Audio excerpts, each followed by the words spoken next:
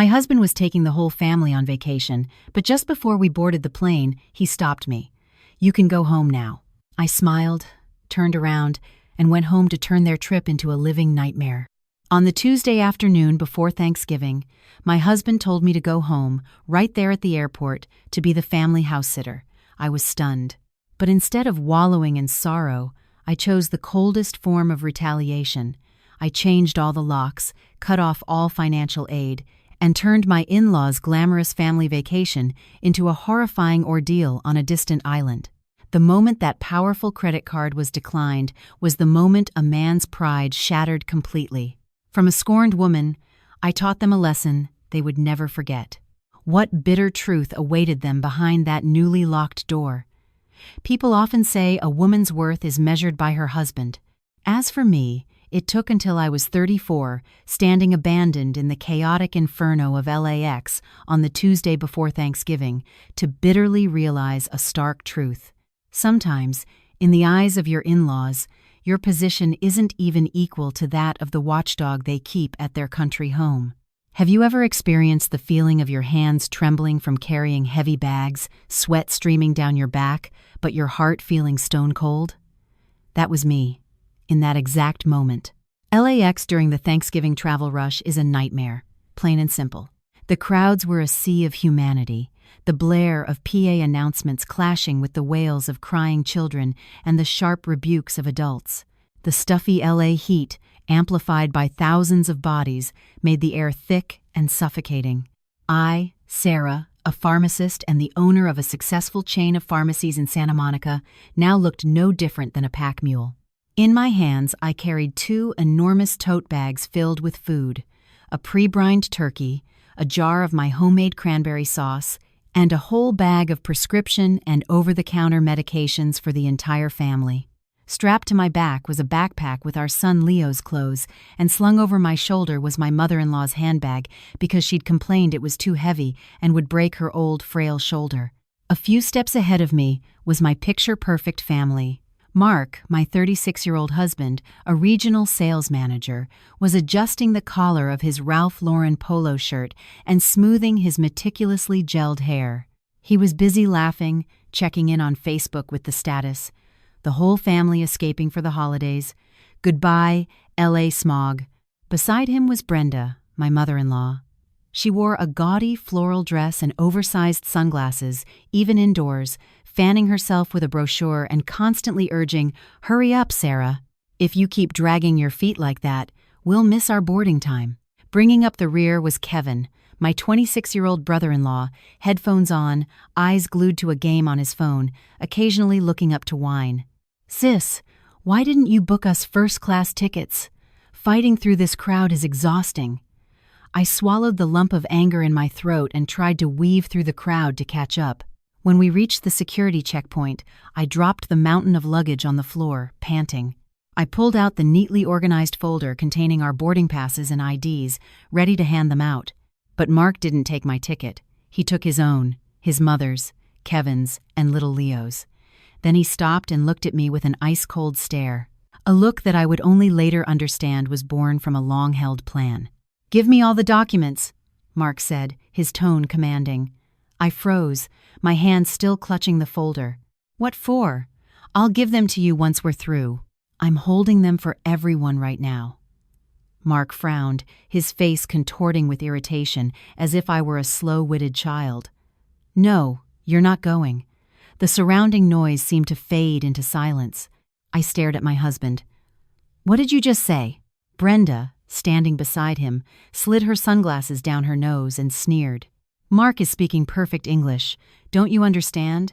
Plane tickets are outrageously expensive this time of year, and hotels are all booked. Besides, if the whole family leaves, who's going to watch the house? It's Thanksgiving week. Thieves are everywhere. You want to just leave a multi-million-dollar condo empty for them to clean out?" Mark continued his mother's line of reasoning, his voice dripping with condescending righteousness. "Mom's right. Besides, you're the woman of the house. It's the week of Thanksgiving, and if you're not home to prepare the house and get the turkey ready, what will people say about me? You should go home and look after the place properly. I'm just taking Mom and Kevin on this trip to unwind. I looked at Leo, my son, who was excitedly clutching a toy airplane. He asked innocently, "Mommy, hurry up, we're about to fly." Mark bent down and stroked his head. "Mommy has work to do at home, Leo. You'll go with Daddy and Grandma, okay?" Hot blood rushed to my face. For 7 years of marriage, I had managed every single pill for Brenda whenever her health faltered, paid off Kevin's countless debts, and scrimped and saved every penny to buy the luxury condo that Mark so proudly claimed was his house. And now, on a vacation that I myself had paid the deposit for 3 months in advance, I was being cast aside like an unwanted piece of luggage. "You're sending me home to watch the house?" I asked again, my voice trembling but each word sharp. "I bought these tickets. I booked the hotel." Brenda let out a derisive snort, a sour, mocking sound. "The husband earns the money. The wife does the work. You act like you're so important. Goodness, a woman who doesn't tend to her home and only wants to go out and have fun. Stay home and guard our property. Without a watchdog, we'll lose everything." She had just compared me to a watchdog. In that instant, something inside me shattered. The patience, the self-sacrifice, the hollow title of good wife, dutiful daughter-in-law that I had strived to maintain for 7 long years. It all crumbled. I looked at Mark. He remained impassive, holding out his hand, waiting for me to give him the remaining hotel and flight confirmations. He was certain that I would burst into tears and then trudge home, just like every other time. He was certain I wouldn't dare make a scene in such a crowded place, for fear of embarrassing him. But Mark was wrong. I took a deep breath. The cloying scent of his expensive cologne filled my nostrils, making me feel nauseous. I was strangely calm. "Fine," I said, my voice surprisingly light. "You want me to go home and watch the house, right? So be it." I pulled the printed flight confirmations from the folder and handed them to Mark. But I kept all of my own personal documents, my primary credit card, and most importantly, the confirmation for the 5-star resort in Maui, which was booked under my name. "I hope you all have a wonderful trip." I looked directly into Mark's eyes, a faint smile on my lips, but my gaze was razor sharp. Mark snatched the papers and jutted his chin. "See? That's a good girl. When you get home, make sure to scrub the kitchen. Mom said there were still some grease stains the other day." He turned his back, pulling his suitcase, and walked straight ahead without a single glance back at the wife he was leaving stranded in the middle of the crowd. Brenda and Kevin scurried after him, chattering and laughing as if a great burden had just been lifted. I stood there for a moment, watching their figures disappear through the security gate. Around me, the announcement for a departing flight sounded like a death knell for my marriage. I bent down, picked up my small handbag, and left the 2 large bags of food and the emergency medication kit right next to a trash can. I didn't need them anymore. And soon, neither would they. I turned and walked against the flow of people hurrying towards their gates. No tears fell. On the contrary, I felt a sense of lightness. They wanted me to guard the house. Fine, I would guard it. I would guard that house in a way they could never have imagined. I pulled out my phone and dialed the number for a 24/7 smart lock service. "Hi. Yes. I need someone to come to the Pacific Crest condominiums in Santa Monica immediately. I want to replace the entire smart lock system right now." The Uber glided down the 10 freeway, leaving the chaos of LAX behind. Los Angeles on a late Tuesday afternoon before Thanksgiving was strangely quiet. The freeways, usually clogged with traffic, were wide open. The streets were lined with festive decorations, but through the car window, the scenery only made my heart feel colder. The driver glanced at me in the rearview mirror, asking with concern, "Hey, didn't I just pick you up with a whole group? Did you forget something?" I gave a humorless laugh, my gaze distant. "Yes, I forgot something, sir. I forgot to bring my self-respect. Now I'm going back to get it." The driver fell silent. Perhaps he understood, or perhaps the icy tone of my voice discouraged further questions. Arriving back at the Pacific Crest, I swiped my key fob and took the elevator to the 25th floor. Our spacious 3-bedroom condo, with its sweeping ocean views, was the dream of many. Stepping inside, the scent of the lemon-scented floor cleaner I had used just last night still lingered. Everything was spotless and immaculate. On the coffee table, The tray of holiday snacks I had painstakingly arranged sat untouched, awaiting guests. I sank onto the sofa, recalling Brenda's words. The woman of the house, guarding the property. She was right. I was the one who guarded this house, in the most literal sense. 7 years ago, when we got married, Mark was just a junior salesman with a meager salary who spent money like a trust fund kid. This condo was 70% funded by the money my parents gave me after selling a piece of land back home, a nest egg for their daughter. The remaining 30% came from my savings from my pharmacy business. Mark's name was only on the deed to save face, so he could proudly tell his friends he was the man of the family who had bought a home in LA. Yet for 7 years, he and his entire family had treated it as their property, and I was just a lucky freeloader they had deigned to take in. Ding dong, the doorbell chimed, cutting through my thoughts. The locksmith had arrived. It was a young man with a large toolbox. I pointed to the German-imported smart lock, a $1,000 gadget Mark loved to brag about to his friends. Replace this with your most secure model. Erase all the old fingerprints and change the administrator code.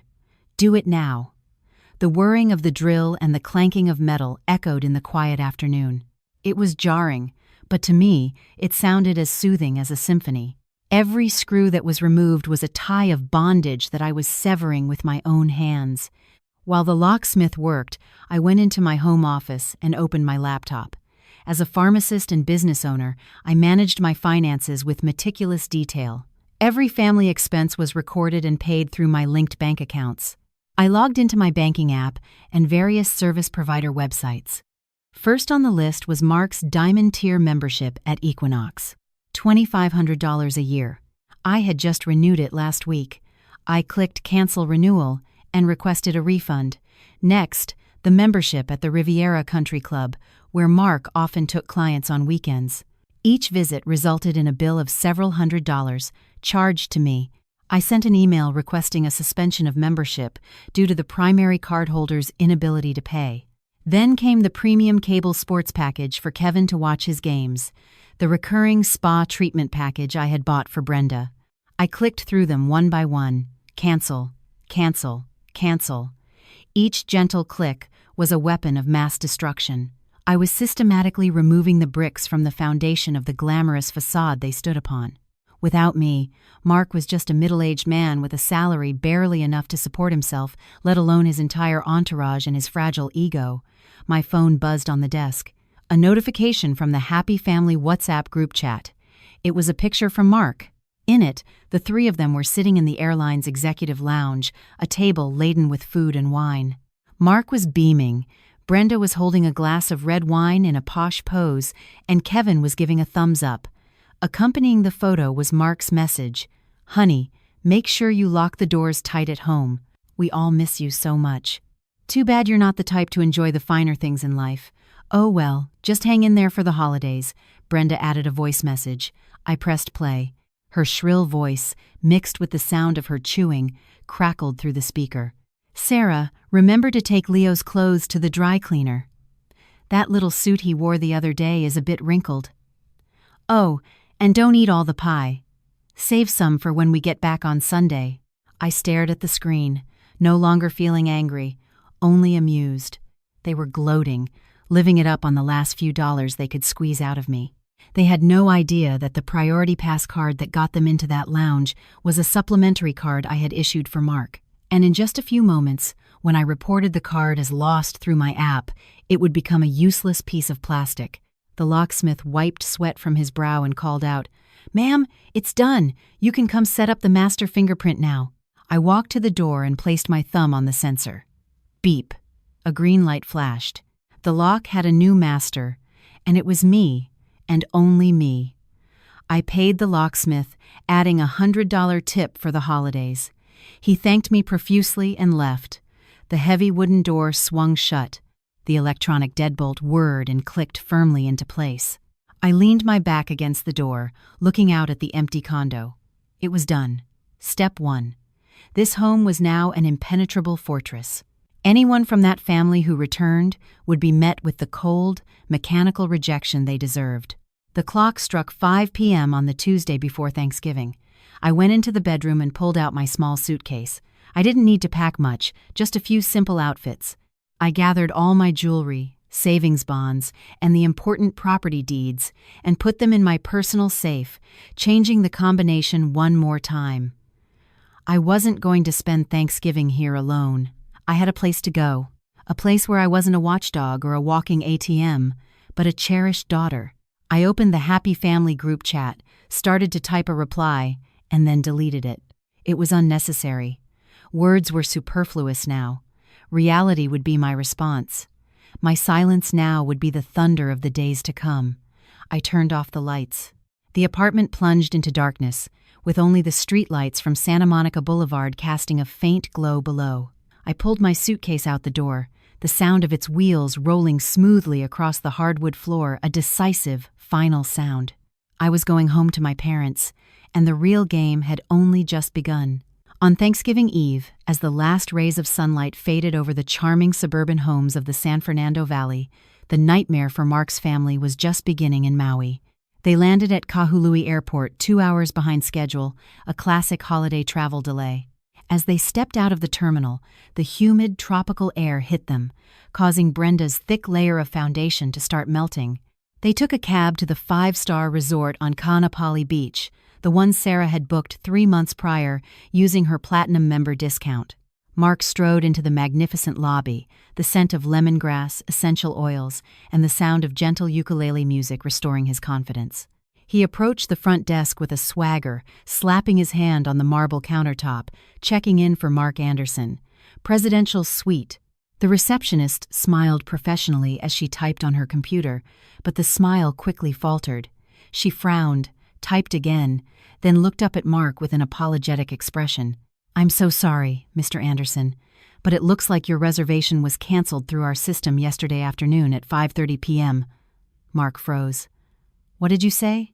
Who canceled it?" "I never canceled anything. Sir, the cancellation was processed from the primary booking account, which belongs to a Miss Sarah Chen. A cancellation confirmation was sent to the email on file." Brenda, who had been waiting on a nearby sofa, hurried over when she heard her son's raised voice. "What's wrong, dear? What's taking so long? My feet are killing me." Mark turned to her, his face ashen. "Mom..." Sarah canceled the room. "What?" Brenda shrieked, her voice so sharp that several other guests turned to stare. "How dare she? Call her right now. Tell her to rebook it immediately." Mark fumbled for his phone and dialed my number. "The number you have dialed is not available at this time." I had blocked him. His entire family, Mark, Brenda, and Kevin, were all neatly placed on my block list the moment I had stepped into my parents' home. "Well, do you have any other rooms available? We'll book it again right now." Mark clung to a last shred of hope, his voice cracking. The receptionist shook her head, her eyes full of pity. "I'm very sorry, sir. It's the night before Thanksgiving. We've been fully booked for 2 months. It's not just us. Nearly every 4- and 5-star hotel on this side of the island is sold out." The 3 of them stood frozen in the opulent lobby like a trio of pathetic statues. Kevin threw his suitcase on the floor with a thud. "I told you flying would be a nightmare. Now we don't even have a place to sleep. My sister-in-law has lost her mind." They were politely asked to leave the lobby for causing a disturbance. The sky began to darken.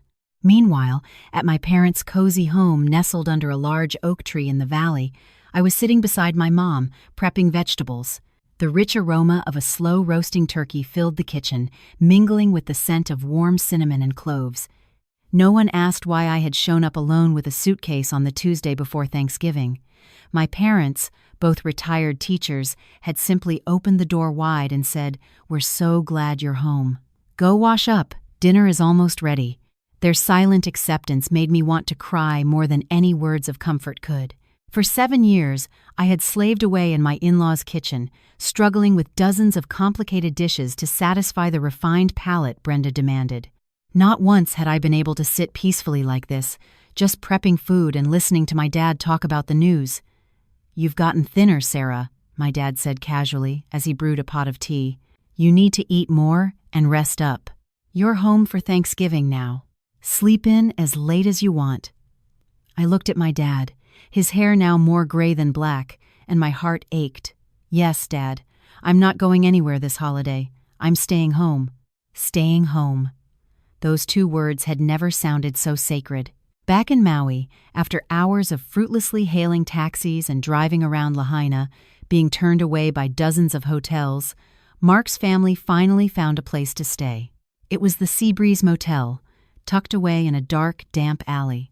The S on its flickering neon sign was burnt out, so it just read eBreeze. The only room left was a triple, with 3 single beds. The sheets were a dingy gray and smelled of mildew. The price for this Thanksgiving Eve special was a gouging $300 a night. Brenda sat on the edge of a bed and immediately jumped up. "What is this? It's as hard as a rock. My back will be broken by morning. Where are the pillows? Where is the memory foam pillow Sarah always brings for me?" Mark wearily tossed his bag into a corner, his expensive shirt soaked with sweat. "Just deal with it, Mom. Where are we going to find another place now?" Sarah didn't pack anything, so there's no special pillow. Kevin was fiddling with the ancient air conditioner, which rattled like a tractor. "Mark, the Wi-Fi here is only 1 bar. I can't even load my game. It's boiling in here, and there are mosquitoes everywhere." The 3 of them looked at each other, their stomachs rumbling. In their frantic search for a room, they hadn't eaten. It was now 10 p.m. on Thanksgiving Eve. All the decent restaurants were closed. Only a few dive bars and a taco truck remained open. Mark had to run to the corner and buy 3 boxes of greasy, cold fried chicken. Their Thanksgiving Eve dinner took place in silence under the flickering, greenish fluorescent light of the wretched motel room. Brenda picked at her food, tears of frustration welling in her eyes. She remembered last year's Thanksgiving feast prepared by Sarah. A perfectly roasted turkey, creamy mashed potatoes, green bean casserole with crispy onions, and a warm pumpkin pie. "Your wife is trying to kill us, Mark," Brenda said through clenched teeth, dropping her plastic fork. Mark said nothing, but his eyes were bloodshot. He still couldn't believe Sarah would do this. He thought it was just an accident, or that she was throwing a temporary tantrum. He still believed in his absolute power over her. "I'll deal with her tomorrow. She wouldn't dare take it this far." At midnight, the TV showed the ball dropping in Times Square from a replay of New Year's. At my parents' house, we were gathered around the living room, watching a holiday movie. My dad handed me a card. "Happy Thanksgiving, sweetheart. Let go of the past. A new year is a new beginning." I took the card, feeling like a little girl again. The warmth from my dad's hand, the scent of pine from the small tree in the corner, my mom's laughter, it all soothed the deep wounds in my soul. I took a deep breath of the clean air of freedom. At the same time, at the Seabreeze Motel, the distant pop of illegal fireworks could be heard. Kevin was already asleep from exhaustion. Brenda lay with her face to the wall, groaning about her back pain. Mark sat on the tiny, moss-covered balcony, smoking a cigarette. He scrolled through his phone and landed on my Facebook page. I had just posted a photo of the cozy Thanksgiving dinner with my parents, with a short caption. "Happiness isn't about how far you travel, but about being where you belong. Happy Thanksgiving to me, the one who just found herself again." Mark ground the lit cigarette into the concrete floor, crushing it under the heel of his leather shoe. A vague fear began to creep into his mind. It wasn't the fear of hunger or hardship, but the fear of someone who has just realized they've lost their only weapon in the game, the other person's submission. That Thanksgiving Eve, 2 worlds had completely separated. One was witnessing a new dawn, the other was being slowly swallowed by darkness. The brilliant Hawaiian sun of Thanksgiving Day pierced through the thin, cheap curtains of the Seabreeze Motel, shining directly into Mark's face. He groggily opened his eyes, his entire body aching as if he'd been beaten. The ancient spring mattress had tortured his back, which was accustomed to premium memory foam all night long. Beside him, Brenda was still groaning, thumping her fists against her lower back. "Oh my God, my life is so miserable." On Thanksgiving, normal people are in warm, comfortable beds, and here I am, stuck in this rat hole. "Mark, get up.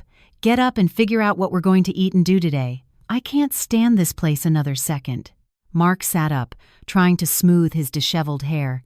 The pride of a man used to being the head of the household surged within him. Yesterday had been a complete humiliation. Today was Thanksgiving Day, and he was determined to reclaim his family's honor. Don't worry, Mom. Yesterday was just a fluke.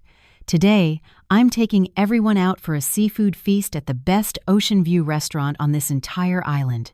After that, we'll go to a luau, and tonight, I'll find us a different hotel. Hearing the plan, Kevin's eyes lit up. Now you're talking, bro. I saw reviews for this place called Mama's Fish House. It's supposed to be incredible lobster and everything. Let's go now. I'm starving. The family got dressed in their best resort wear. Despite staying in a dump, they had to look fabulous when they went out. Mark put on a crisp white linen shirt and slacks, dousing himself in cologne to mask the musty smell clinging to his clothes. A taxi took them to the most famous seafood restaurant in the area.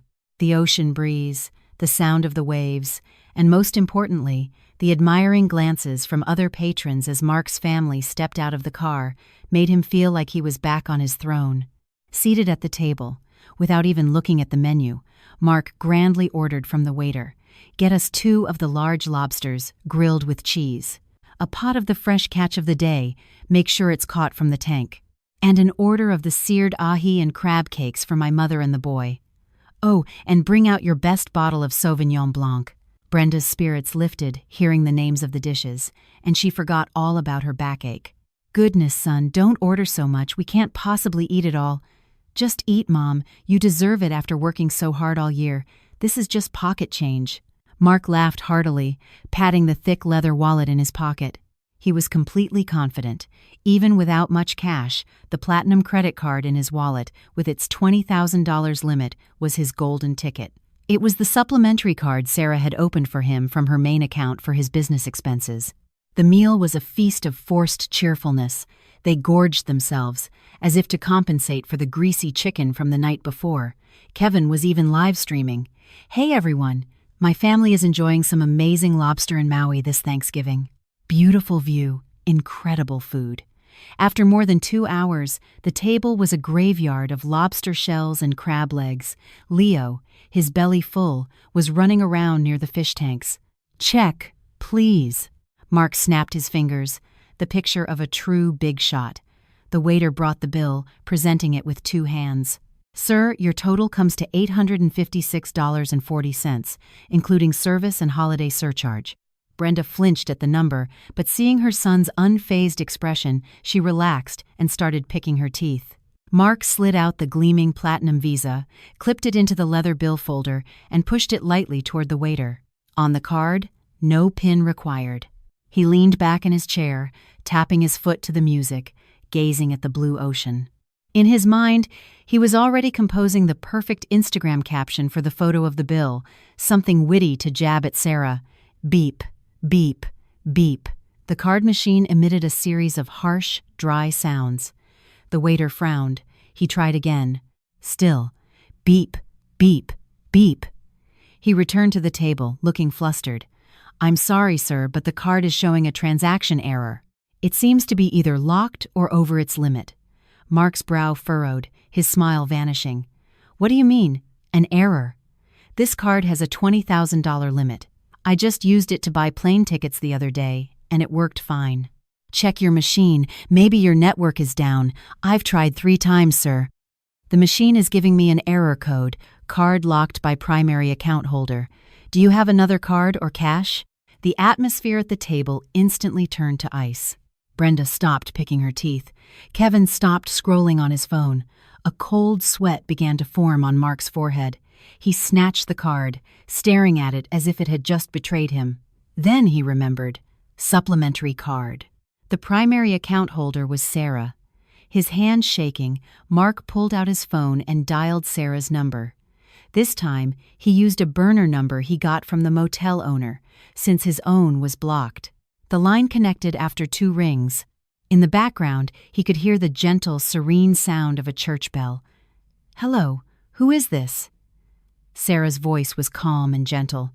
"What the hell are you playing at?" Mark roared into the phone, losing all composure. "Why did you lock the card?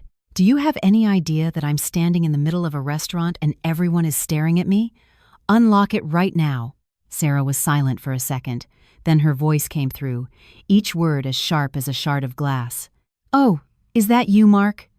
You told me to stay home and guard your property. I saw how much you were spending and got worried someone might be taking advantage of you, so I locked the card to protect your assets. Isn't that exactly what you wanted? You're insane! The bill is over $800. What am I supposed to pay with? Are you trying to destroy my reputation? Mark hissed, his face turning beet red. Every eye in the restaurant, from the diners at the next table to the waitstaff, was now fixed on the man in the white linen shirt, shouting into his phone. My reputation? Sarah chuckled softly. How much is your reputation worth, Mark? Is it worth the 7 years of my youth I spent catering to your entire family?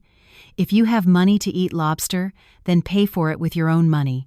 Stop using the money of this watchdog. Goodbye. Click. Mark's hand went limp, the phone nearly slipping from his grasp. What happened?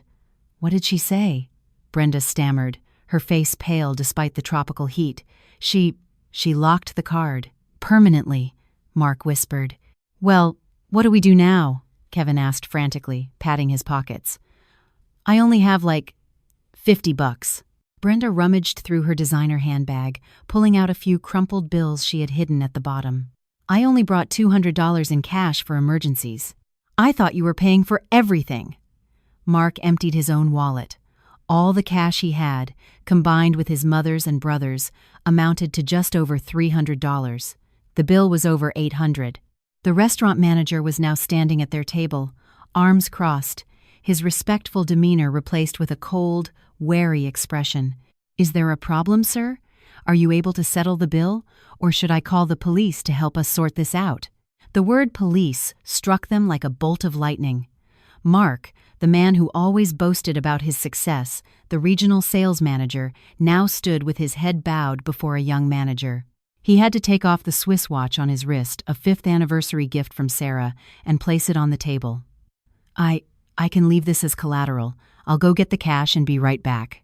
Please, my wife and I had a fight, and she locked the card unexpectedly. Mark mumbled, his voice barely audible, sweat soaking the back of his shirt. The manager picked up the watch, examined it for a moment, and then clicked his tongue. Fine, I'll hold on to this. You have until tonight to bring back the full amount in cash. Otherwise, I'm reporting you to the police for defrauding an innkeeper. Mark's family shuffled out of the fancy restaurant, none of them daring to lift their heads. The whispers and snickers from the surrounding tables felt like needles piercing their skin. They look so fancy, but they dine and dash. What kind of man lets his wife lock his credit card? He must have been cheating or something. The afternoon sun on Thanksgiving Day was still brilliant, but for Mark, the sky had completely fallen. He had no money in his pocket, a debt hanging over his head, and a stomach full of lobster that was now churning with anxiety. And the real tragedy was only just beginning, as they realized they had no money left to buy allergy medicine for Leo. The cramped motel room was shrouded in darkness, save for the pale yellow light from the street lamp filtering through the cracks of the termite-eaten window. The ceiling fan whirred and squeaked like the dying gasps of an old man. Mark tossed and turned, unable to sleep. The image of the declined credit card and the contemptuous look from the restaurant manager haunted him. But the true nightmare began not with his thoughts, but with Leo's blood-curdling scream at 2 a.m.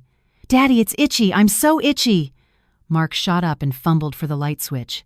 The fluorescent bulb flickered twice before illuminating a horrifying scene. Leo was writhing on the bed, his hands clawing frantically at his neck and chest. His entire body, from his face down to his legs, was covered in thick, red welts, swollen into patches that looked like burnt rice. His lips were swollen, and his eyes were puffed so shut he couldn't open them. Oh my God, an allergic reaction. It's the seafood. Brenda, in the next bed, jolted awake, her face drained of all color. Mark rushed to his son, his movements clumsy and panicked. He remembered the extravagant lunch.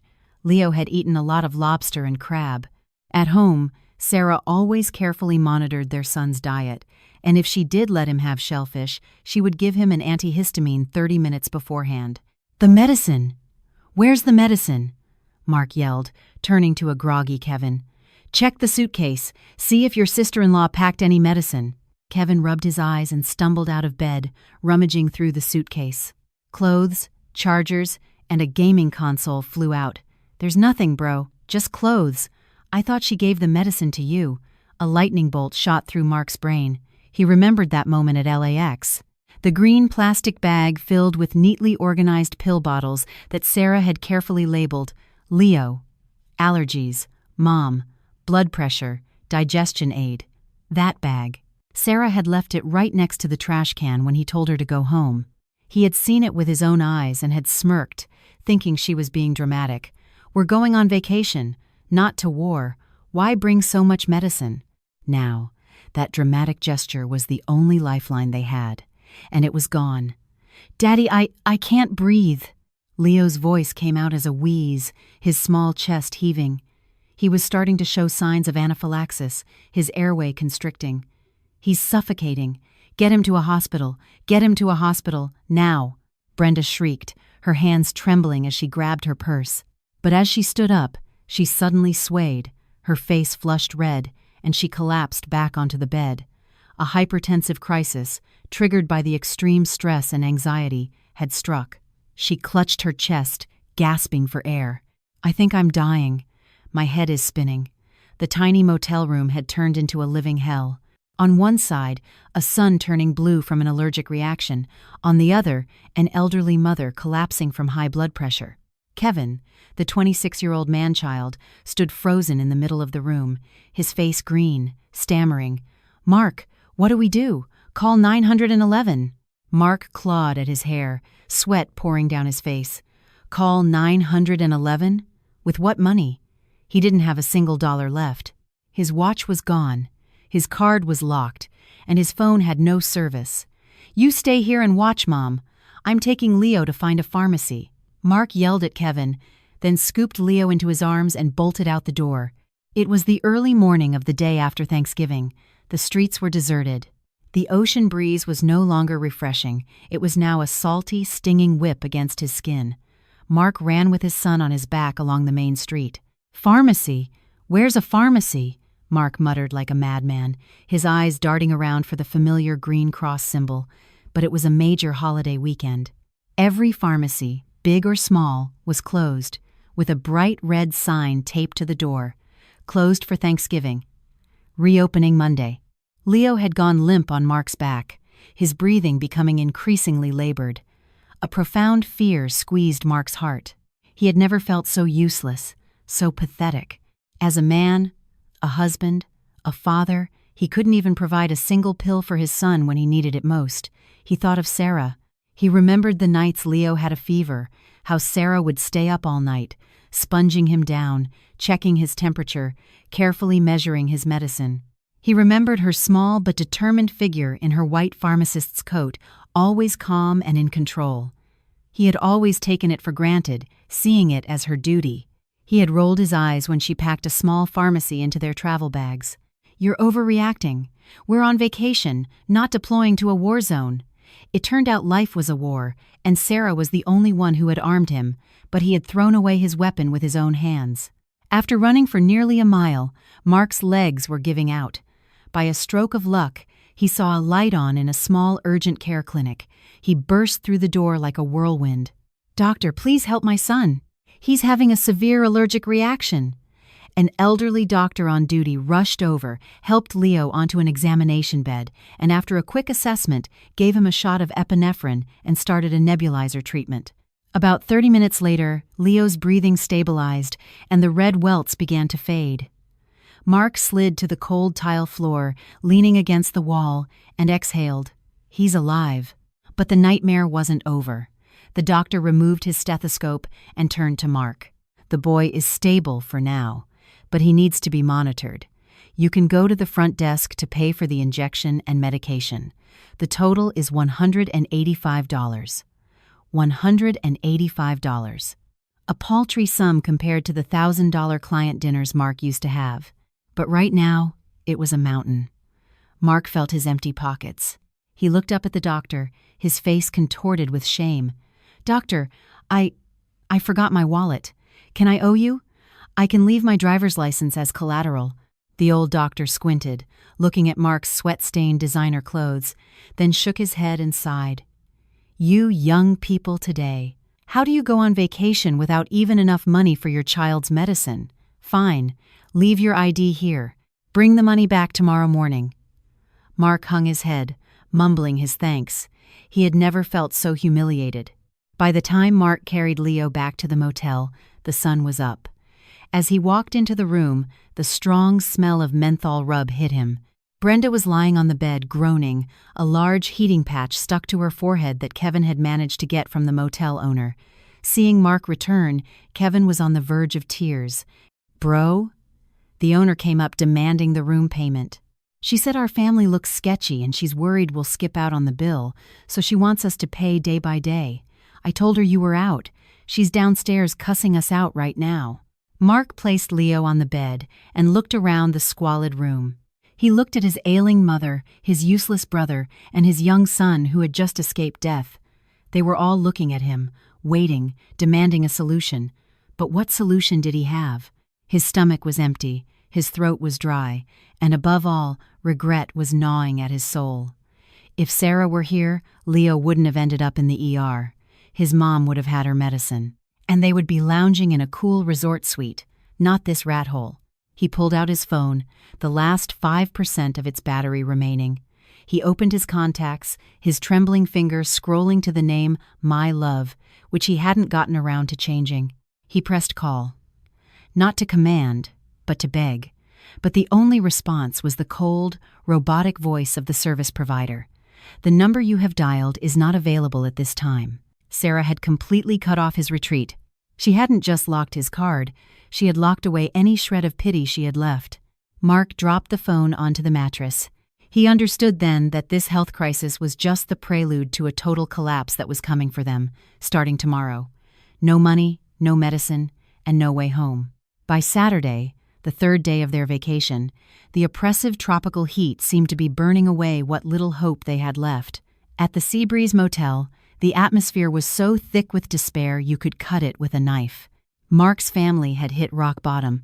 Their cash was completely gone, down to the last few coins.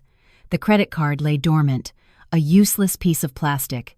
Brenda was confined to the bed, her face gaunt, whining for coconut water and seafood chowder luxuries that were now galaxies away.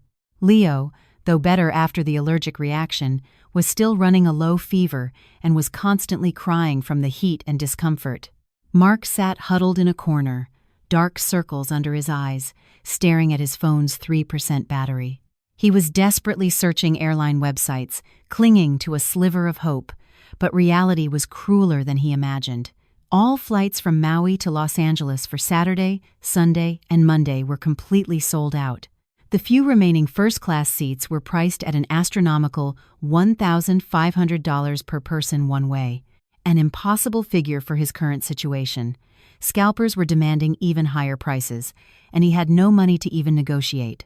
Mark, the motel owner, says, "If we don't pay for the last 2 nights and the food we charged to the room by noon, she's going to seize our luggage and call the cops," Kevin reported, his face pale after returning from the front desk. Mark buried his head in his hands. This was it.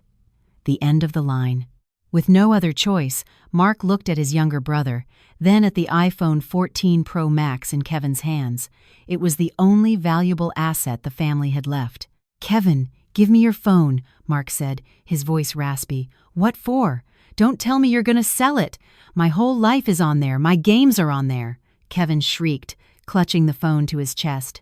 Mark lunged forward and wrestled the phone from his brother's grasp, his eyes blazing with a ferocity Kevin had never seen. "Do you want to starve to death on this island, or do you want to go home? Give it to me. I'll buy you a new one when we get back to LA." Kevin sobbed but didn't dare fight back. Mark ran with the phone to a pawn shop down the street. Being a holiday weekend, the shop owner was ruthless. A phone that cost nearly $1,500 was bought for a mere $400. Mark gritted his teeth and took the money. With $400 in hand, he paid the motel bill and the doctor's fee, which left him with about $100 for 4 people. Still not enough for even the cheapest plane tickets. Mark decided to gamble his last shred of dignity. He borrowed the motel's desktop computer and logged into his work email, the only channel of communication he guessed Sarah hadn't blocked. He typed, his fingers trembling, deleting and rewriting the message a dozen times. Subject: Please, Sarah. Sarah, I know I was wrong. I am so sorry. Mom is very sick, and Leo almost died from an allergic reaction the other night. We are stranded in Maui with no money and no way to get tickets home. For the sake of our 7 years of marriage, please, I'm begging you, unlock the card or just wire me $1,000 so I can get us ferry and bus tickets to get Leo home. When we get back, I'll listen to whatever you say. I am begging you to save us. He hit send. Mark sat in front of the ancient monitor, holding his breath. 5 minutes, 10 minutes, 30 minutes passed. Ding, a new email. Mark's heart pounded. He frantically clicked it open. Sender, Sarah Chen. The email contained no words of comfort, no recriminations, and certainly no money transfer. It was just 2 cold lines of text and 2 file attachments. If you want to come home, you can swim. I am no longer the lifeguard for your family. By the way, I suggest you read the attached files carefully. Trembling, Mark opened the first attachment, Family Expense Ledger, 7 years. It was an Excel spreadsheet, so detailed it was terrifying. Sarah had recorded everything. January, $9,000 for Kevin's new motorcycle. Source, pharmacy profits.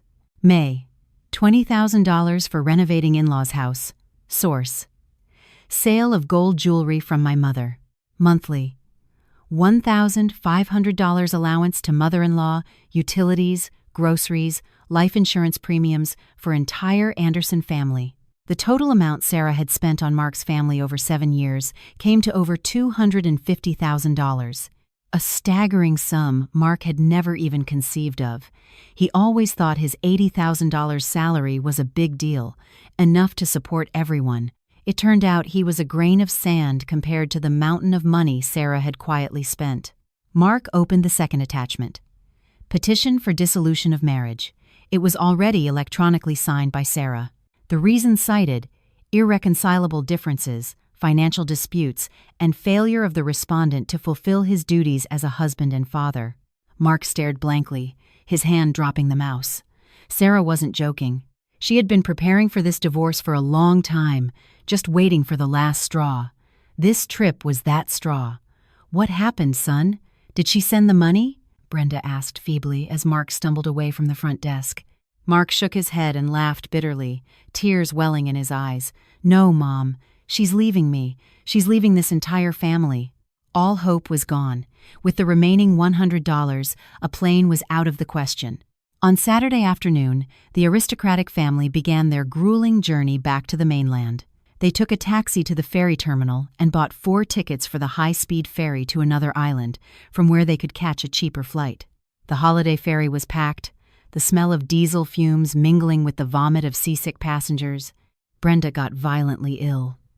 Kevin sat huddled in a corner, his face green, mourning his lost iPhone.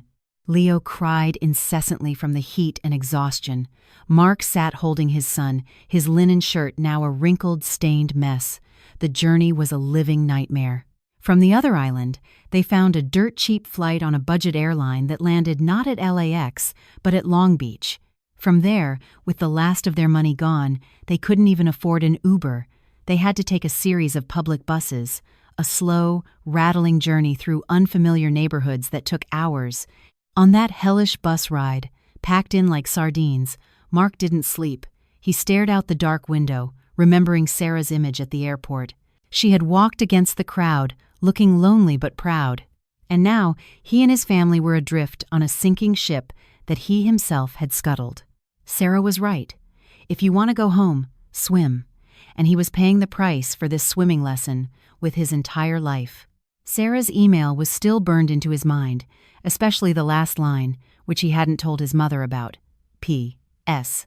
I have sent a copy of this expense report to your entire extended family and to the HR department at your company, so everyone knows what a model husband you really are. Mark shuddered. He hadn't just lost his wife and his money. He was about to lose his dignity and his career. This bus wasn't taking him home. It was driving him straight into a dead end. The Pacific Crest condominiums were bathed in the early morning sun. Well-heeled residents were returning to their daily routines, dressed in stylish outfits after their holiday trips. Amidst the clean, fragrant lobby, the appearance of four disheveled figures, looking as if they had just crawled out of a sewer, made everyone wrinkle their noses and steer clear. It was Mark's family. After nearly 30 hours of suffering on cramped ferries and buses, they had finally made it back. Because they had no money left for a taxi from the bus station, Mark had to swallow his pride and call a junior colleague to beg him to book a lift and pay for it. As they entered their building's lobby, the familiar concierge almost called security, mistaking them for homeless people who had snuck in. Mark was wearing worn-out flip-flops, his trousers were wrinkled and stained, and his shirt was unbuttoned, revealing a grimy chest. Brenda's hair was a mess, her face ashen, and she had to lean on Kevin for support. Kevin looked like a zombie, and Leo was asleep on his father's shoulder, still scratching at his itchy skin. The elevator stopped on the 25th floor. As the doors opened, Mark bolted toward apartment 2506 like a wounded animal seeking its den. He just wanted to shower, to lie on his soft bed, and to sleep, to forget this humiliating reality. He placed his thumb on the smart lock sensor. Beep, beep. A red light flashed, fingerprint not recognized. Please try again. Mark frowned, wiped his thumb on his dirty pants, and pressed it again. Beep, beep, beep. Fingerprint not recognized. What the hell? Mark mumbled, his heart beginning to race. He switched to entering the passcode. His birthday, incorrect. Their anniversary, incorrect. Leo's birthday, also incorrect. After 5 failed attempts, the smart lock let out a piercing alarm that echoed down the quiet hallway. Open the door. Sarah, are you in there? Open this door right now. Mark lost his cool, pounding his fists on the solid wood door. Seeing that the door wouldn't open, Brenda, driven mad by hunger and exhaustion, also lunged forward, banging on the door and shrieking in her usual shrill voice, which now sounded utterly desperate. That's Sarah. Are you trying to kill us? Open the door. This is my son's house. How dare you lock us out, you worthless daughter-in-law. The commotion caused the doors of neighboring apartments to crack open. Mrs. Davis, from across the hall, who had always been envious of their seemingly perfect life, peeked out first. Then came Mr. Henderson, the head of the Homeowners Association, from the corner unit. People gathered in the hallway, whispering and pointing. Oh my God, is that Mr. Anderson? He looks like a vagrant. I heard they went on a fancy trip to Hawaii. What happened to them? He must have gone bankrupt or racked up gambling debts. The gossip felt like needles stabbing at Mark's tattered pride. He glared back at the neighbors, but didn't dare say a word. The door to apartment 2506 remained stubbornly shut. Suddenly, the indicator light on the smart lock turned green. The deadbolt clicked open. The door opened a crack, and Sarah stepped out. In stark contrast to her husband's family's wretched state, Sarah looked radiant and refreshed. She wore an elegant silk dress in a deep burgundy, her hair was styled in a neat chignon, and her makeup was subtle yet accentuated her sharp, cold expression. The gentle scent of her perfume wafted out, overpowering the sour smell of sweat and road grime. You're making too much noise. You're disturbing the neighbors, Sarah said calmly, her arms crossed as she blocked the doorway, making no move to let them in. You... Mark was speechless, pointing a trembling finger at his wife. You changed the locks? You dare to throw my family out on the street? This is my house, get out of my way. Mark tried to push past her, but Sarah held up a hand, her gaze so sharp it made him freeze. She looked straight into Mark's eyes, then swept a disdainful glance over Brenda and Kevin, speaking loud enough for all the gossiping neighbors to hear. Your house? Mark? Are you awake yet? The deed to this condo clearly states that 70% of the funds came from my parents selling their property, and the other 30% came from my business. How many dimes did you contribute to this place, other than your name on the deed to show off to your friends? The neighbors' whispers fell silent. Everyone was holding their breath, engrossed in the drama. Seeing this, Brenda resorted to her usual tactic, playing the victim. She collapsed onto the hallway floor, slapping her thighs. "Oh, heavens, everyone come and see! My daughter-in-law is stealing our home. She's throwing her old, sick mother-in-law and her own sick child out onto the street. You ungrateful, deceitful monster!" Sarah gave a faint smile, unfazed. She pulled a thin file from a pocket in her dress and tossed it onto the floor in front of Brenda. "Ungrateful? You should take a look at yourself, Brenda. For the past 7 years, who paid to renovate your house? Who paid off Kevin's debts from his gambling and partying? Who supported this entire family, from the food you ate to the clothes on your backs? You lived off me, you bled me dry, and you still look down on me, calling me your watchdog. Well, I quit. I'm giving you back your freedom." Then she turned to Mr. Henderson, the HOA president, her voice softening but firm. "Mr. Henderson, please bear witness. My divorce petition has been filed with the court, and I have all the financial proof I need. I am not letting them into my home today for my own safety and to protect my parents' property. I've already called building security."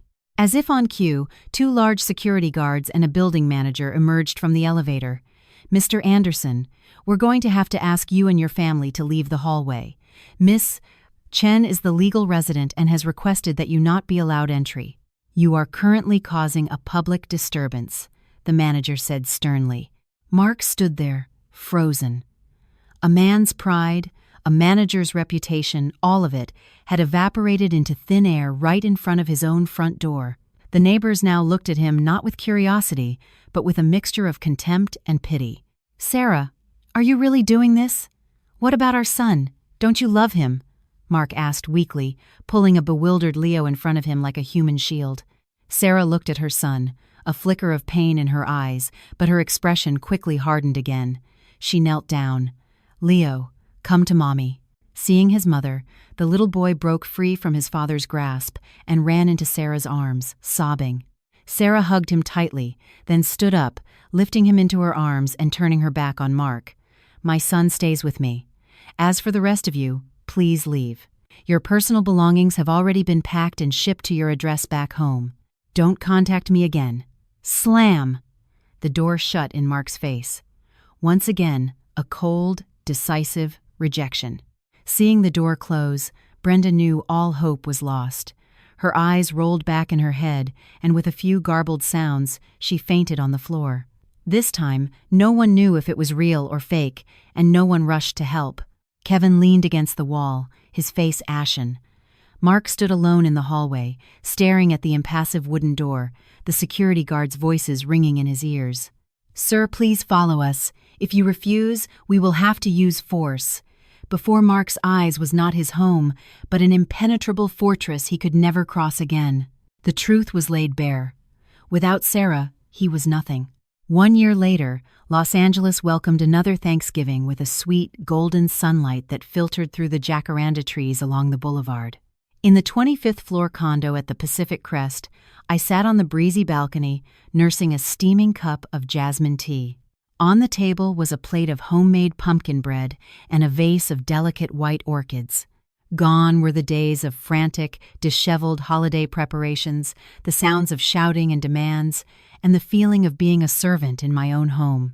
This Thanksgiving, I wore a silk tunic in a serene jade green, peacefully watching the city awaken.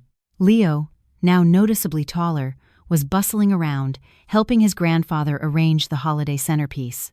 His cheerful laughter mingled with the soft holiday music, creating a symphony of happiness, a simple joy it had taken me 7 years of my youth to reclaim. Sipping my tea, I recalled the divorce hearing 8 months prior. It was a battle fought without weapons, but was fiercely intense. Mark and his lawyer tried to argue that I had neglected my family and mistreated my mother-in-law, demanding half the assets and custody of our son. But they had severely underestimated the preparation of a woman pushed to her limits. The Excel spreadsheet I had emailed Mark from Maui became irrefutable evidence in court. Every line item, the money for Kevin's motorcycle, the funds for Brenda's home renovation, the payments for Mark's credit card debt from his lavish lifestyle, was cross-referenced with bank statements. The judge looked at the enormous negative number in the column for Mark's contributions and could only shake his head. Furthermore, Leo's medical records from the urgent care clinic in Maui on that holiday weekend served as the final blow. I proved Mark's irresponsibility in safeguarding our child's health, which led to me winning full and sole custody of Leo without any difficulty. In the end, I kept the house that held the sweat and tears of my parents and me. Mark left with literally nothing but the clothes on his back and a mountain of credit card debt that I refused to pay. Life for that picture-perfect family went into a freefall. I heard through a former colleague of Mark's that after my tell-all email circulated, his reputation at the company was destroyed. A sales manager who couldn't even pay his hotel bill and had his wife publicly lock his credit card was in no position to manage a team. Mark was fired shortly after, under the guise of corporate restructuring, but everyone knew he was let go for his lack of integrity. Now, the man who once only wore Ralph Lauren and polished leather shoes was a freelance real estate agent struggling to make ends meet, living day to day. He rented a small, sweltering studio apartment in a rough part of Van Nuys. And Brenda, the mother-in-law who had called me a watchdog, was now learning what it truly meant to have no one to care for her. After the shock of losing her comfortable life and her public humiliation, her high blood pressure worsened, leading to a minor stroke that left her with difficulty walking. Kevin, the golden child she had spoiled rotten, was still the same no steady job, still obsessed with video games, and constantly blaming his brother and me for his problems. Without the supplements I used to buy and the nutritious meals I used to cook, Brenda's health deteriorated rapidly. I heard she often sits outside her son's apartment, weeping and telling tales of her ungrateful daughter-in-law to anyone who will listen, but no one does. They are paying the price for their own callousness and greed. It wasn't my revenge, it was the simple law of cause and effect. When you sow cruelty, you reap loneliness. Ding dong. The doorbell rang, pulling me from my thoughts. It was a delivery of a large gift basket from a major partner of my pharmacy chain, Serenity Wellness, which had expanded to 5 locations in the past year. After the divorce, I poured all my energy into my career. With my solid pharmaceutical knowledge and meticulous management skills, my business flourished. I was no longer just the pharmacist wife standing in her husband's shadow. I was Sarah Chen, the owner, respected by my employees and admired by my partners. "Mommy, Grandma is calling us over for a holiday toast," Leo's bright voice called out. I smiled and went back inside. My parents were sitting on the sofa, their faces beaming with happiness. Seeing their smiles, my heart felt light. A year ago, I had returned to their home with a broken heart. A year later, I stood here, strong and steady like an old oak tree that had weathered the storm. I walked to the window, looking down at the bustling holiday crowds below. Somewhere in this vast city, perhaps Mark was struggling with his beat-up car in the traffic and smog. Perhaps Brenda was sitting alone in a dark, stuffy room. But those images no longer brought me pain or satisfaction. They were like scenes from an old black-and-white film that had faded into the past. I realized that the sweetest revenge isn't seeing them suffer, it's seeing yourself thrive. I placed a hand on my chest, where my heart beat with a calm, strong rhythm. I whispered to myself, and to all the women out there who might be enduring a situation like mine once was, never accept being someone else's shadow. Never let anyone define your worth as a house-sitter or a money machine. You are a diamond, and a diamond only shines when you learn to cut and polish it yourself and to cherish your own brilliance. The Thanksgiving sun filled the room. A new dawn had truly begun.